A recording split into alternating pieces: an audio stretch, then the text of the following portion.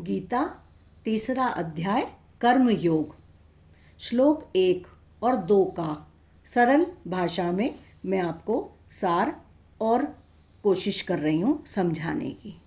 तो श्लोक 1 में अर्जुन भगवान से पूछते हैं कि हे कृष्ण, यदि आपको ज्ञान योग ही सबसे श्रेष्ठ लगता है तो फिर मुझे युद्ध जैसे कर्म में क्यों लगाते हो।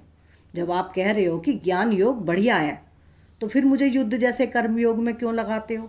तो उसका सरल अर्थ है कि अर्जुन को भ्रम है कि यदि केवल ज्ञान से ही मुक्ति मिलती है तो फिर कर्म युद्ध करने की क्या आवश्यकता है।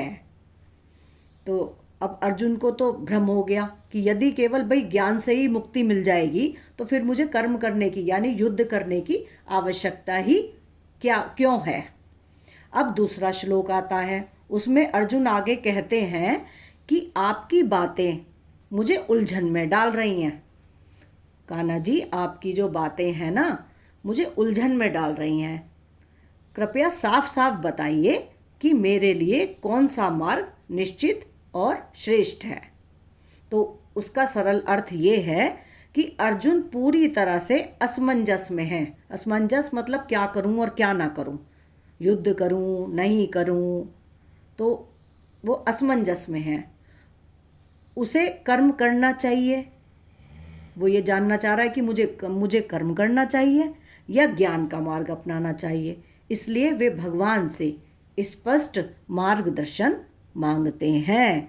तो आपके दोनों श्लोकों का अर्थ ये बहुत सरल भाषा में कोशिश की है समझाने की। तो इसका सार ये है कि दोनों श्लोकों में अर्जुन अपनी उलझन भगवान के सामने रखते हैं कि यदि ज्ञान श्रेष्ठ है तो फिर कर्म क्यों करना। तो मुझे बिल्कुल स्पष्ट बता दीजिए, मुझे बस एक ही चीज़ बता दीजिए कि मुझे कौन सा रास्ता चुनना चाहिए। ओम श्री परमात्मने नमः।